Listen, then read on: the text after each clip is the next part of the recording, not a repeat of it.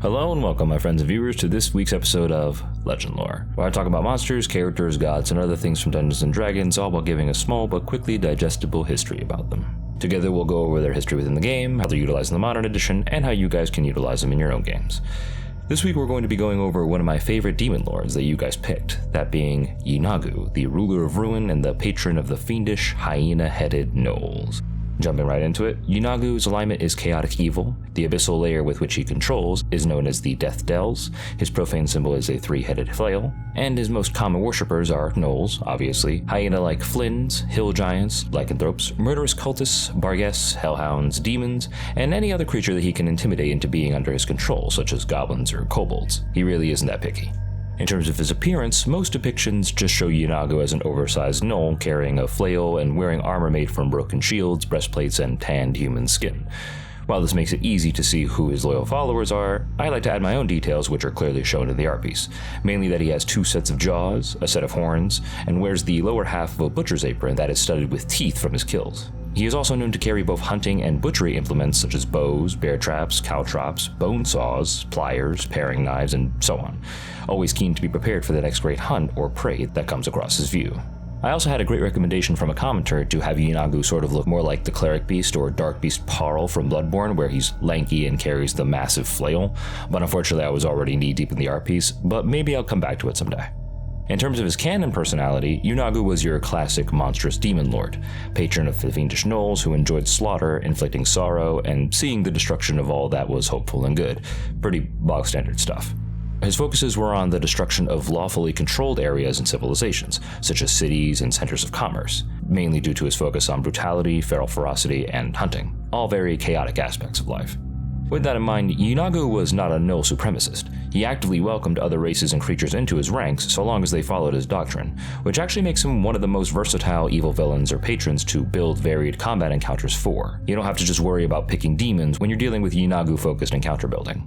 With that in mind, his favored demons were Barguras, Dretches, Hezrus, Manes, Maws, Shusvas, I think I'm pronouncing that right, and Udaks, and he controlled the 422nd layer of the abyss known as the Death Dells, or the Seeping Woods in older editions. It was a landscape covered in barren hills, ravines, and wide savannas, the water infested with poisons and parasites amidst a sickly yellow forest. With no visible structures present due to his hatred of civilization, the Dells served as Yeenoghu's personal hunting grounds, and it was believed that prolonged exposure to the abyssal realm could induce feelings of rage, bloodlust, hatred of authority and rules, and even the wish to collect trophies from and consume the flesh of living beings. Nothing like your players engaging in a little bit of long pig for that very good character developing trauma. Now, in terms of Yeenoghu's relationships with other entities, Yeenoghu was not the first patron of the Gnolls. He actually usurped the position from its previous holder, Gorlik. And he had a vassal in the King of Ghouls, Dorisane, a previous ally of Orcus who he actually managed to conquer and take from the Demon Lord of Necromancy. Yeenoghu was also known to be a fan of the giant pantheon of gods, mainly admiring their level of strength and brutality when it came to handling their followers. On the flip side, Yeenoghu had a constant feud with the demon lord Baphomet and Alcanthit, the queen of the succubi, due to both of them undermining his power and influence on the material plane. And of course, it should be no surprise that Yeenoghu is hated by almost all deities. Now, in terms of his clergy and worship, Yeenoghu cultists, when they aren't made up entirely of Gnolls, wear canine skulls or canine-shaped masks to denote their worship, along with armor and items made from bones, leather, and the other materials of those that they kill. More often than not, they're usually seen wearing red, black, brown, or bone-white paraphernalia. Yeenoghu cultists also showed their devotion not through reverence, but through the constant engaging in the hunt, capital T and H, seeking out foes both weak and strong to kill and sacrifice to Yeenoghu, so that they may be added to his trove of souls, from which he can pick and set them off into the Death Dells for him to personally hunt in the abyss, engaging in a constant, eternal cycle of torture and agony. But by far, Yeenoghu's most well-known ritual, which has been shown in Baldur's Gate 3, occurs when hyenas consume the flesh of those slain by him or his faithful, which results in them turning into Gnolls in a bloody, vicious, violent transformation that imbues the hyena soul with sentience and fiendish power. For a little bit of homebrew, I have also had the cult of Yeenoghu be known for taking the blood of their prey and alchemically or magically imbuing it with powerful properties, donning it during their times of hunting as a sort of blood woad. The effects of this can range from advantage on death saving throws, counting as a cast of the spell Death Ward, boosts to dexterity or constitution, or even effects similar to the Rage class feature from the Barbarian. It's definitely a very versatile substance that I think DMs can play around with. In terms of Yeenoghu's most well-known magical items, Yeenoghu wielded his signature three-headed flail, known simply as the Butcher, made from the thigh bone and flesh of an ancient god that he hunted and killed. Those hit with more than one head were known to suffer from paralysis and mental disorientation, and he was also known to animate the flail in order to leave his hands free for further slaughter. I can absolutely imagine a high-level campaign ending with him letting go of his flail and it spinning on its own almost like a buzzsaw, and that might put the fear of God in your players if they're not already trying to Nova all over his face. Now, with all that said, when it comes to me and running Yeenoghu at my table, my biggest inspirations for him come from the Daedric Prince Hircine from Skyrim, creatures like Garm and Fenrir from Norse myth, Camazotz from Mayan myth, and this one's a little bit more obscure, but the Darkness from the video game of the same name, which I highly recommend playing because it's wonderful dark fantasy storytelling and literally influenced so much of my own writing and beliefs about the fantasy genre. But getting back to it, Yeenoghu isn't one for nuance or keen to wax poetic with players about the meaning of good and evil. He only cares about one thing, and that is the hunt, collecting trophies from powerful creatures and then using them to supplement and grow his own power and influence on the Abyss and beyond. With that in mind, while Yeenoghu is brutal and focused only on his gluttonous indulgence and his obsession with hunting and killing, he's not stupid, and is probably the best hunter and tracker in the known realms and beyond, besides maybe gods like Malar, Sylvanas, and Miliki. But unlike those three, he and his faithful can be persuaded to be given the task of hunting something down across the multiverse. If a mortal, fiend, or even an angel is desperate enough to have someone tracked and found out, Yeenoghu is who they would call. But demand of his services often requires a very heavy price, often in the form of something biologically given from the summoner, such as an eye, wing, finger, and so on. If a wizard tries to contact Yeenoghu in order to find out a rival's location, you best bet that he's going to be asking for a couple fingers. On top of this, an encounter that I love to use regarding Yeenoghu is when an NPC is being chased by his hunters and hysterically demands help from the party, running into town and screaming their head off. If they decide to take on the task of protecting said NPC, I make the Gnolls hide and not appear right away, waiting until nightfall or maybe even a few days to sell the possibility that the NPC might be crazy, potentially being abandoned by the PCs before the Gnolls come to strike. With that said, your PCs can go exploring, find said Gnolls lying in wait, and then deal with them appropriately. Additionally, I like to introduce the concept of Yeenoghu marking heretics of his faith as prey, branding them with his symbol of three flails and marking them for death. Those who kill and bring back the body or trophies of the mark's death are graciously rewarded, even if the slayer is not of his cult. This could be a very fun little random dark blessing to give to a PC if they take down a certain NPC who's been branded, whether they have knowledge of it or not.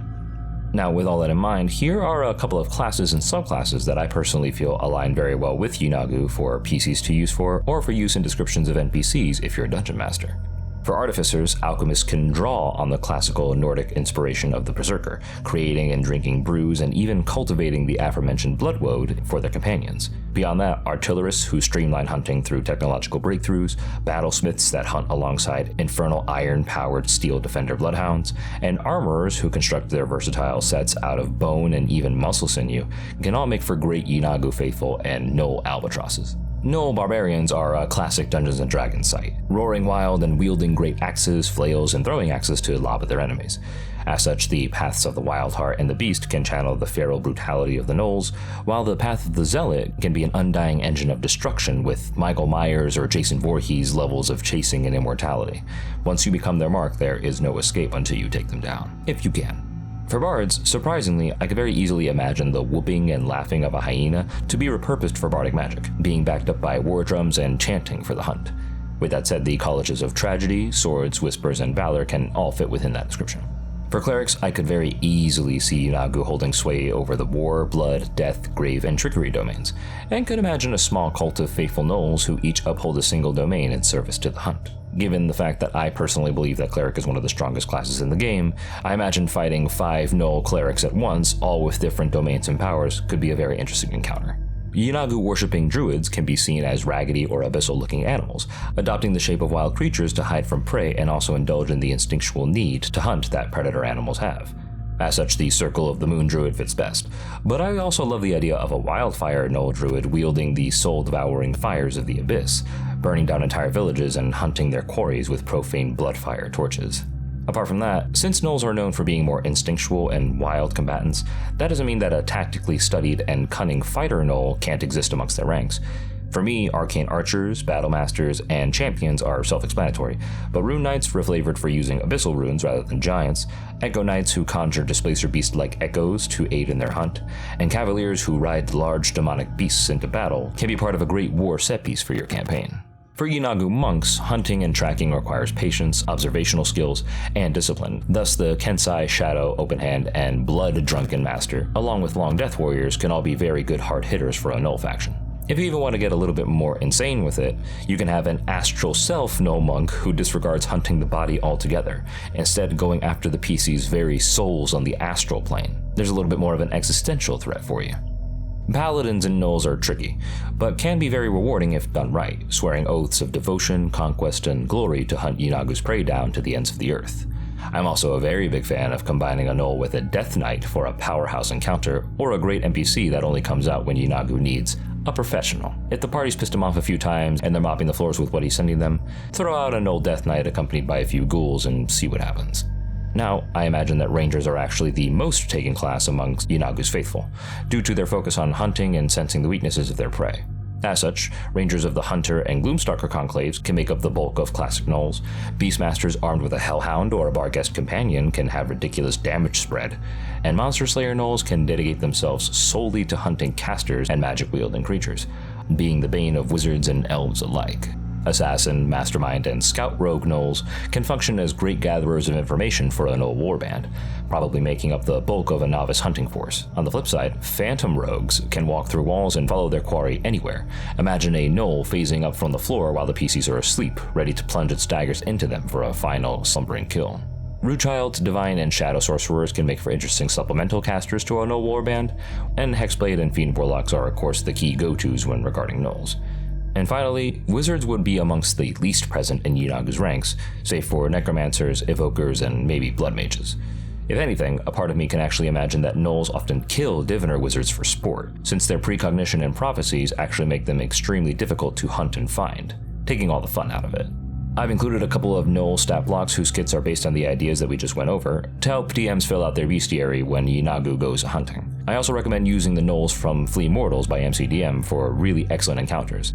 In terms of magic items aligned with Yeenoghu, here are a few that I feel might make for good loot to find in areas where Yeenoghu cultists are active, or can be given as a reward for sacrificing a worthy prey to the Demon Lord. And finally, for our homebrew magic item this evening, we have the Whittler. It is a +3 arrow that requires attunement, which must be maintained by dealing at least 1 point of damage to a creature with the intent to kill said creature. For every day that this is not observed, the arrow's bonus decreases by 1 to a minimum of 0. When used with a crossbow or a bow, the Whittler deals an additional 1d10 necrotic damage on a successful hit, and the attuned can conjure the Whittler back to their hand as a bonus action. Now, when an enemy is hit by the Whittler, it remains in the target and cannot be removed, even through the use of spells like Dispel Magic or Remove Curse. While it is in the target is considered to be under the effects of both Hex and Hunter's Mark, and the 1d6 damage from both of them stacks, its duration lasting until the arrow is removed or conjured back to the attune's hand as the aforementioned bonus action on their turn. Additionally, for every day that the Whittler is embedded into the target, they must make a Constitution saving throw or suffer 1 point of exhaustion, the DC being 8 plus your proficiency bonus plus the ability modifier chosen upon attunement. If the creature dies while the Whittler is embedded in them, the attuned gains a part of the creature's soul, which translates as a dice that can be rolled and added to any one roll that they make within 24 hours, the increment of the die being based on the creature's CR listed below. If the slain creature was of a good alignment or a celestial to a good deity, add 1d6 when rolling this die. I included the item stat block in my Substack linked in the description below. And with that, that's our coverage of Yeenoghu, the Demon Lord of Gnolls, everybody. I want to thank all of you guys for watching. If you enjoyed the video, please like, share, comment, and subscribe, and press the little bell icon to be notified of future videos. And if you guys want a chance to vote on future videos, please check out the community tab. And all my materials, such as this video script, stat blocks, and art, can all be found on my Substack linked in the description below as well. DMs, please tell me how you guys have actually run Yeenoghu in your games, and players, tell me about your encounters with him or Gnolls over the course of your adventures. And also let me know what you guys would like to see in upcoming videos. But until then, I'll see you guys next time.